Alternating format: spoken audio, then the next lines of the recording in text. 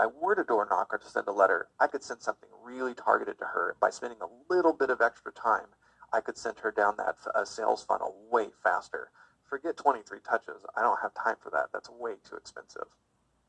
Let's take that data set and let's look at some other data points that you might not even know is available. Maybe you're really good at construction and you really like old homes.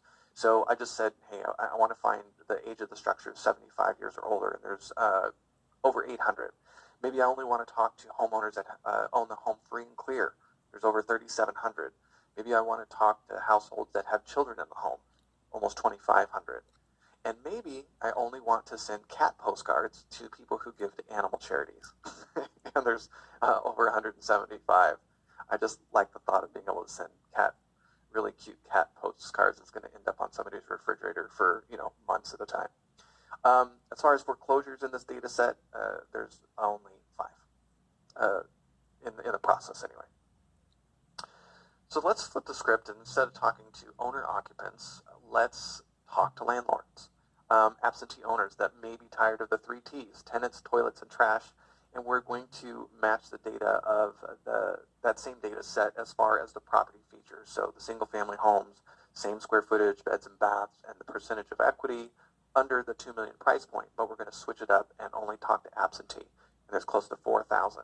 Over the age of 65, 300. Now, when you're talking to somebody who's an absentee owner, it's obviously a little bit of a different story. I know investors who have had the opportunity to bid on entire portfolio of properties because they did this right.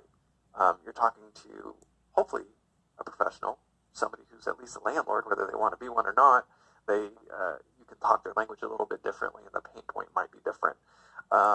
Considering today's age in California, it might be a special letter saying, hey, I was driving for dollars in your neighborhood. I passed by the specific property. I decided to take a picture. It doesn't look like your tenant's taking very good care of it.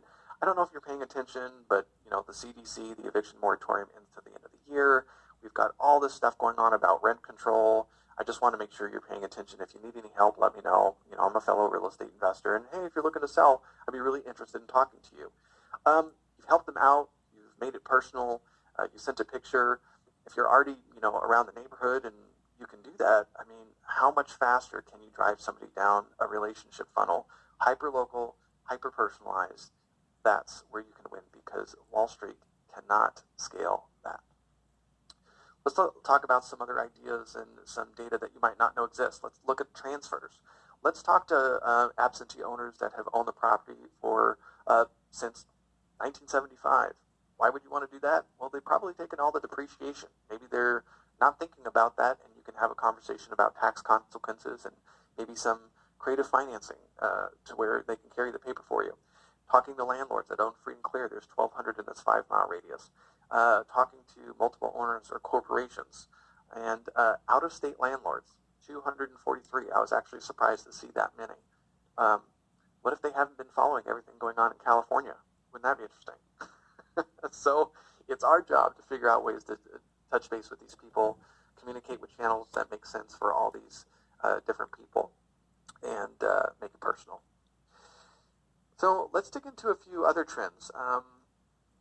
I am fascinated by ADUs. You've probably been following my work on Forbes.com. I've written about this a lot. I interviewed Senator Wachowski, who is in charge of the bills. I think my favorite moment is I was at CES last year, and I was listening to the LA Department of Transportation talk about their multimodal transportation mode.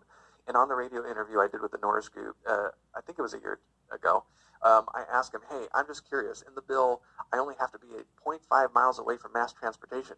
Does that include one of the scooters or the bikes? And he's like, I hadn't thought about that. So, man, this micro living has just taken on a whole new conversation because of California and the affordable housing rules. This is a real thing in LA. PodShare, $50 a night to live in an industrial space with adult bunk beds. I know you're calculating that, and you're like, why? I don't know. I can't tell you. One of the reasons I'm really interested in following this brand is look at that final bullet point. The future is access, not ownership. It really plays into this millennial membership syndrome where they don't own anything. It's just having access to things that's really interesting to me. Then there's Common.com. This is somebody up in San Francisco.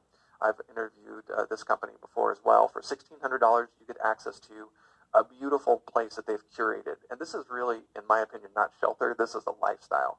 $1,600 is not just rent.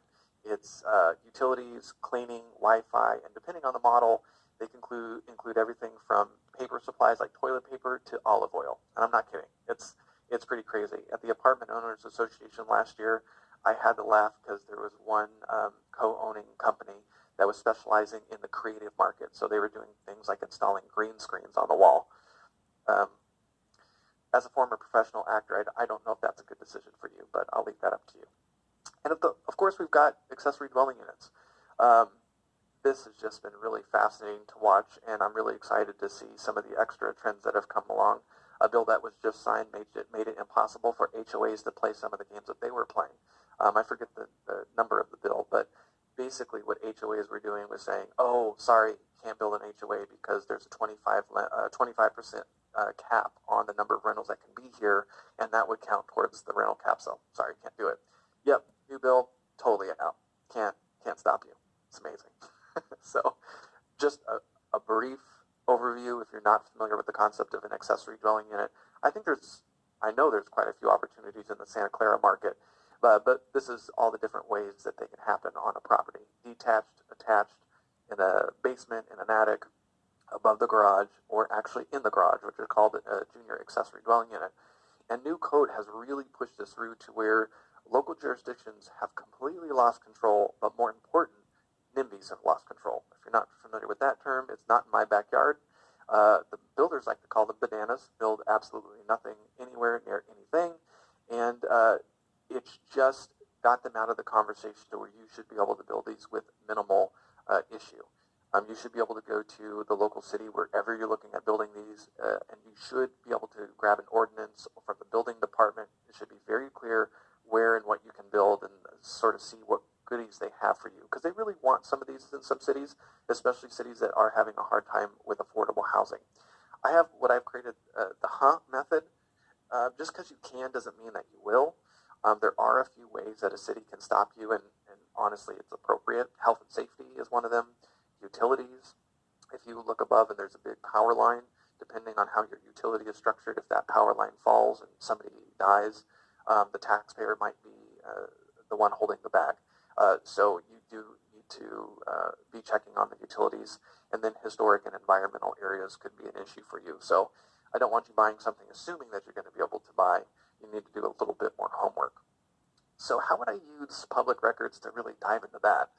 I talked to several different people that I know, contractors and companies that build accessory dwelling units, and the majority gave me a formula that I can work in the Santa Clara market. So we'll take the same single-family zoned lots. I'm going to go down to a one-story. I only want to look at properties with a one-story. I want to look at where the property itself, the square footage is under 2,500 square feet, but where the lot is over 7,000 square feet. And I know it depends on where, the situation, how the house is situated, but that gives me a little bit of room to play.